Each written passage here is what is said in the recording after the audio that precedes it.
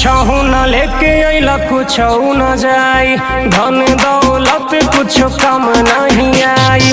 तब काहे करेला बुराई लड़ाई, नीचे के कइल कदम ऊपर गिनाई।